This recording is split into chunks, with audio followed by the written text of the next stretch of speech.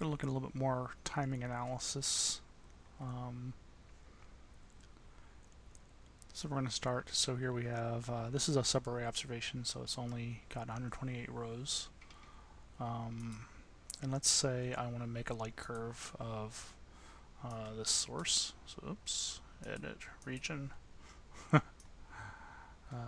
So we'll come in here and do this. Yeah. Can zoom in a little bit here. So we're going to use the Gregory-Laredo light curve tool, the glvary. So Gregory-Laredo light curve. It does a Bayesian blocks analysis to show you to look for variability. And we can see that the light curve varies considerably. It goes from 0 up to 1 count per second. Using the DS9 menu, I can actually come in here and I can zoom in, so I can click, drag to zoom in. And we can see something that definitely looks periodic. And we can zoom in again. So it shows DS9 is showing zoom level 2. And if you do the math here, you can see this is somewhere between like 300 and 400 seconds. It looks like the periodicity is between 300 and 400 seconds. So we can kind of refine that. If we, and the same thing, you get the output file name that you can use for later analysis by using the period fold. So we think we're somewhere between 300 and 400 seconds. And what this does is it folds the time values of each event using that same period, using a grid of periods of 300, 301 seconds, 304 seconds, blah blah blah. And then what we get here is the variation. So the higher the variation, the more strongly its periodicity is found at that frequency or at that period.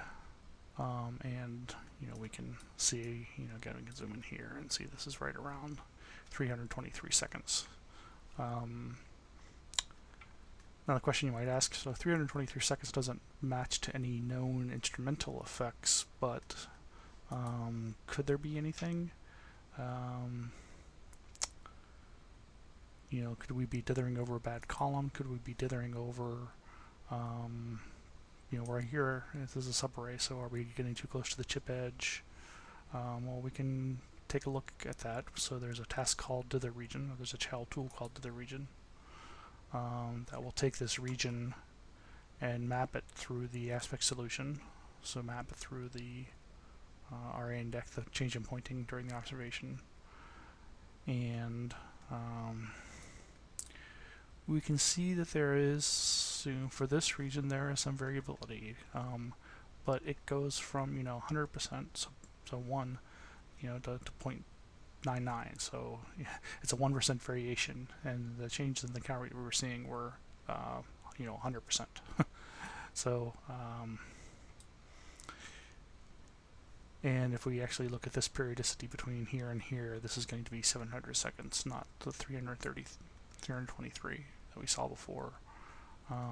And we can also see that this is, if we really come in here tighter and did repeat this, what we'll see is that that variation goes away. So that was just one of the, it's just the edge of the, so we're 100%. So the variation in the source looks to be true variation in the source.